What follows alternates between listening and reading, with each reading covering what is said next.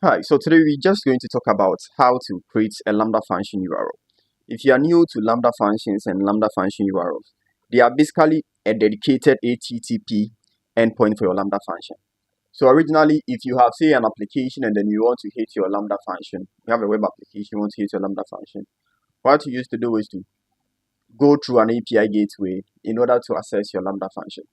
But with the help of Lambda Functions URL, what we can do is we can take away the API gateway component and then invoke our Lambda functions directly. It's a pretty much a simple way of us doing that. It's very easy. Just have your Lambda function, enable Lambda functions URL, and then you are good to go.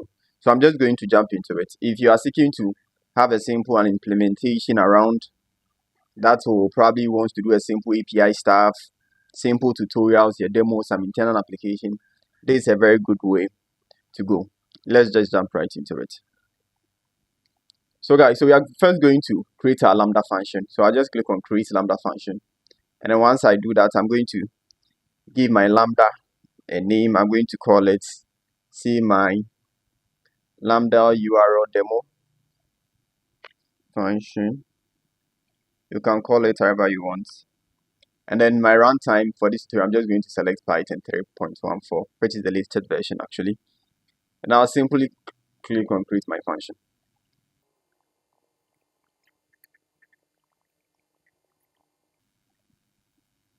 So now I have a very simple code on my local data I'm going to use for this tutorial. It's not doing anything fancy. As I said, the purpose of this is to just show you guys how to enable function URLs and see how it works. So I have a simple code. Pretty much all that this code is doing now is to just take in there, I make an API request to it, and then it's able to show and then give a certain response. That's pretty much it. So for now, I'm just going to deploy my Lambda function, and then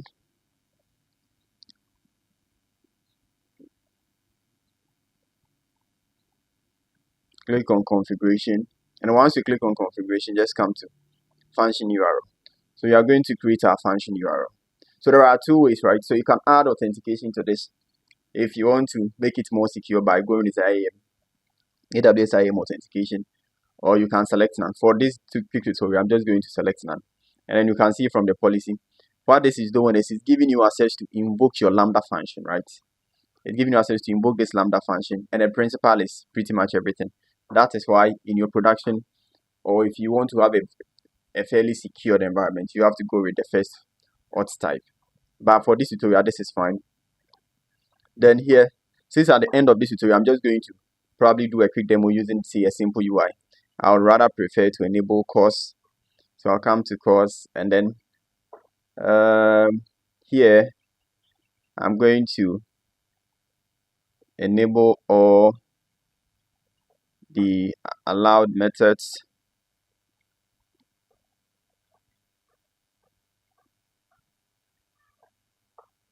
Yeah.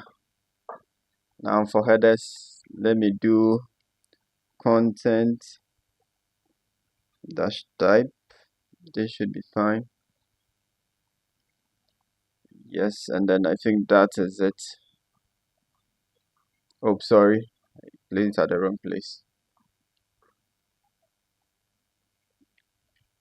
Oh, no. This has the allow headers.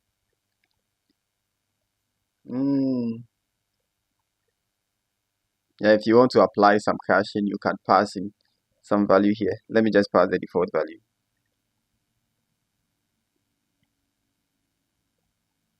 And then this should be good for now. So let me save it.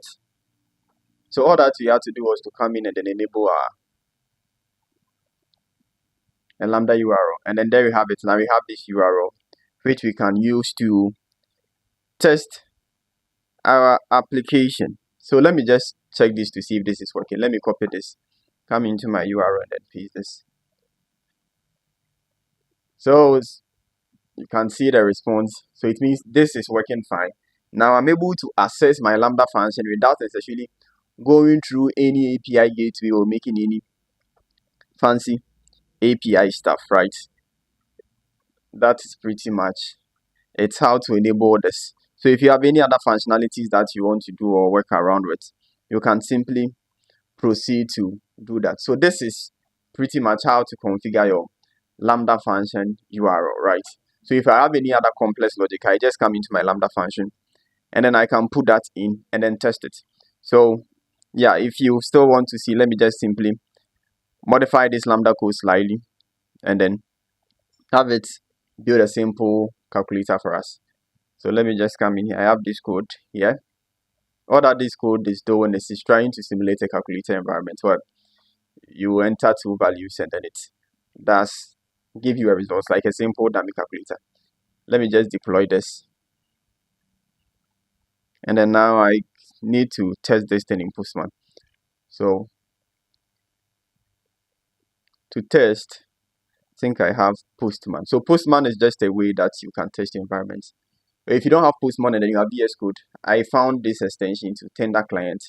Just open your VS Code, search for this extension, and I'm sure this can allow you to do pretty much same too. Yeah, this is my first time testing this client actually. So let's see how it goes. Yeah, let me just copy my URL and then paste it in here. Yeah, I think this thing simulates. Let me select the method as post. My body. So this is going to be just a simple JSON. So I should have a simple JSON here, which is going to be like this. I think I have it. So yeah, so this method, you can just follow this thing. Just type this thing in there. Operation add. And this is it. So now let me just send this value and see. If everything is configured rightly, I should get a form of results. Yep. So send. Ooh, so you can see. So I'm able to invoke my Lambda function through this, and then I'm getting this fancy result. So if you want to continue, you can probably deploy your own front end, do some fancy stuff, and then drop a comment in the comment section for me. But this is how easily you can set up your Lambda function URL, right? And then make use of it. Thank you so much for watching. Kindly do all to please like, subscribe, drop a comment, and then greatly appreciated.